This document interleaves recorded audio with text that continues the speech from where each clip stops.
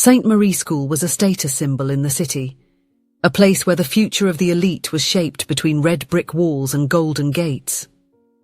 That morning, the air was laden with a silent tension.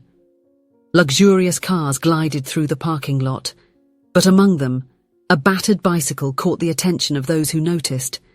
Oliver, the janitor, got off it with a naturalness that contrasted with the opulent environment around him. His greying hair was dishevelled, and the janitor's uniform, though clean, showed signs of wear. He carried a simple lunchbox, but in his calloused hands lay a story that no one at the school could imagine. Lizzie arrived minutes later, appearing in a silver convertible, but not with the pose of indifference everyone expected. Her green eyes, inherited from her mother, were fixed on her phone, but not out of vanity. She was reading a message that had left her unsettled. "We need to talk. It's important." The message was signed by Elizabeth, her mother, something rare enough to jolt her out of autopilot. Her long brown hair was slightly dishevelled, and her eyes seemed distant. Something was bothering her, something she couldn't name. Yet, as she crossed the gate, her posture changed. Her shoulders lifted, her chin rose, and the mask of indifference was put in place. She was Lizzie, the undisputed queen of Saint-Marie, and no one could see beyond the facade. Oliver watched the students arrive, as he did every morning. He knew each of them better than they knew themselves. He knew the boy with glasses arrived early to escape fights at home, that the girl with braids always forgot her lunch because her mother worked too much, and that Lizzie, despite the entire facade, was the loneliest of all. He saw her reflected in the corridor windows, standing before her phone, trying to maintain the pose of someone in control. But he knew better. The day went by like so many others. Oliver cleaned the corridors, fixed small problems, helped wherever needed. His presence was constant but almost imperceptible to most, except when some student decided that it was fun to provoke him. During recess, Lizzie and her friends were sitting on a bench in the courtyard, talking about the weekend party. Oliver passed by, picking up some papers from the ground. "Hey you!" Lizzie called, her voice laden with disdain. "You forgot a piece of trash here." Oliver turned around, ready to pick up whatever it was. But there was nothing on the ground. "Oops, my mistake," Lizzie continued, laughing. "It was just you." Laughter echoed through the courtyard. Some students looked uncomfortable, others joined in the mockery. Oliver just smiled, as he always did.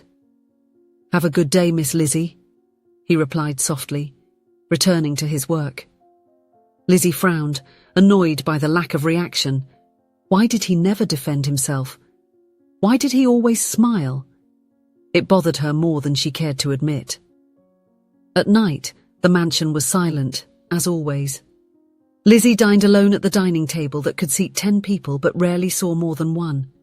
The sound of cutlery against the plate echoed in the emptiness, a constant reminder that, despite all the wealth around her, something essential was missing. After the meal, Lizzie went up to her room. The space was spacious, decorated with modern furniture and expensive objects, but it felt more like a showroom than a place where someone truly lived. She sat on the bed, looking around, trying to ignore the feeling of emptiness that always accompanied her. It was then that her eyes landed on the closet. For months, she had been keeping a secret there, something she had found by chance while searching for a necklace her mother had promised to lend. At the back of a drawer, hidden under piles of clothes she never wore, was a small wooden box. Inside it, a faded photo of a young man, with brown eyes that seemed to smile even in that static image. Lizzie didn't need to ask who he was. The resemblance was obvious. She took the photo, feeling the weight of that discovery once again. Why did her mother hide this from her? Why had she never spoken about him? The questions had been echoing in her mind for weeks, but she had never had the courage to confront her mother. Until now. The phone vibrated, interrupting her thoughts. It was a message from her mother. "Important meeting tomorrow. I won't be able to come back this week. Hugs." Lizzie looked at the message, then at the photo. The anger she had been holding began to boil. Without thinking twice, she dialed her mother's number. The call rang several times before being answered. "Lizzie, is everything okay?" Her mother's voice sounded distant, almost impatient. "Where are you?" Lizzie asked, trying to keep her voice steady. "I already told you, I'm on a business trip." "What's wrong?" Lizzie took a deep breath, clutching the photo tightly. "I found something. Something you hid from me." On the other end of the line, there was silence. Lizzie could almost hear her mother trying to guess what she had discovered. "I found a picture," she continued, her voice trembling, "of a man. He has the same eyes as me. He's my father, isn't he, Mom? Why do you never tell me about him?" The silence stretched on, and for a moment Lizzie thought the call had been disconnected. Then, her mother's voice returned, softer, almost fragile. "Lizzie, it's complicated." "Complicated?" Lizzie repeated, the anger now overflowing. "You've hidden my father from me my entire life, and all you have to say is it's complicated. I deserve to know the truth. Where is he?" The mother's voice broke. He wasn't a good person, Lizzie. He hurt us a lot. I just wanted to protect you." "Protect me from what? From knowing that I have a father? From knowing why he's not here?" Tears were now streaming down Lizzie's face, but she didn't care. "I've spent my whole life feeling incomplete, like a part of me was missing. And you never gave me an explanation, never." "Lizzie, please," Elizabeth tried, but Lizzie wasn't willing to listen. "I'm tired of excuses. I'm tired of being left out. I want answers, Mom, and if you don't give them to me, I'll find them myself." The call ended abruptly, but Lizzie didn't mind. She looked at the picture again, the man's eyes seemingly staring back at her. Whoever he was, she knew she could no longer ignore the truth. And for the first time, she was willing to face whatever it meant. The next morning, Lizzie arrived at school with deep dark circles under her eyes and a mood that made it clear it was not a day for jokes. Her friends tried to chat with her, but they were met with short answers and looks that could cut glass. She could barely focus on what they were saying. Her mind was still trapped in the previous night, that picture, and the frustrating conversation with her mother. As she walked down the hallway, her eyes landed on Oliver. He was sweeping the floor, as always, with that calm and patient demeanour she had never noticed before. When he saw her, he smiled and greeted her, as he did every day. "Good morning, Miss Lizzie." But something in those brown eyes made her stop, something she couldn't ignore. And then, like a lightning bolt, the truth hit her. They were the same eyes from the photo. Lizzie felt the ground shake beneath her feet. The air seemed to vanish from her lungs. It couldn't be. It was impossible. But the more she looked, the more obvious it became. That man, that janitor she always ignored, treated with disdain, was the face she saw in that faded photo. "Take off that mask," she ordered, her voice trembling, almost a whisper. Oliver stopped sweeping, confused. "Pardon? Take that mask off, now," she repeated more firmly, her voice echoing down the hallway. He hesitated, his eyes filled with a mix of fear and hope. Slowly, with trembling hands, he lowered the mask that covered part of his face. And there, in front of her, was the man from the photo. Her father. "No, it can't be," Lizzie whispered, stepping back a few steps. The world seemed to collapse around her, every time she humiliated him, every cruel word, every look of disdain. Everything returned to her mind like a hurricane. Oliver looked at her, his eyes teary. "I'm sorry, Lizzie," he said, his voice gentle but laden with emotion. The hallway, once filled with hurried students, was now completely silent. Everyone stopped to watch the scene, open-mouthed. Lizzie felt the weight of all those gazes, but she couldn't bring herself to care. The ground seemed to vanish beneath her feet. "Why?" she managed to ask, her voice almost disappearing. "Why are you here? Why did you never say anything?" Oliver looked around, noticing the people who were beginning to gather. "Let's go somewhere quieter," he suggested, his voice low but firm. She agreed with a nod, still in shock. He led her to an empty room away from the curious eyes. When the door closed, he took a deep breath, as if preparing for something he had awaited for years. "I never wanted to leave you, Lizzie," he began, his voice trembling. "Your mother, her family. They drove me away. They said I wasn't good enough for you, that I would ruin your future." There was another side to the story. He recounted how, years ago, he had a brief relationship with Elizabeth, Lizzie's mother. They were young, and the romance was a scandal to her family. He was poor, and Lizzie's grandparents, influential and controlling, decided to drive him away completely. Elizabeth, under pressure, obeyed, like a puppet in her parents' hands. "The years passed," he continued, his eyes fixed on the ground, "and I tried to move on. But when I found out that you would study here, I couldn't resist. I got this job, discreetly, just to be able to see you grow, even if from a distance." He paused, his hands trembling slightly. "For days, months, years, I could only watch you. I thought I didn't have the right to ruin your life. You had everything. A mother who loved you, a comfortable home, a bright future. Who was I, a poor janitor, to try to become part of that? I convinced myself that I was incapable of being the father you deserved. After all, that was what everyone always said." The tears now flowed freely down both of their faces. Lizzie felt as if each word was a stab. The man she had so despised, whom she treated as inferior, was actually the one she most wanted in her life.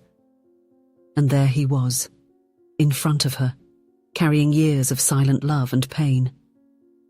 "All those times," she began, her voice choked, "all the times I was cruel to you." Oliver shook his head, a sad smile on his lips. "None of this matters now, Lizzie. What matters is that I'm here, and I always have been." She couldn't hold back any longer. With a sob, she threw herself into his arms, hugging him with all the strength she had.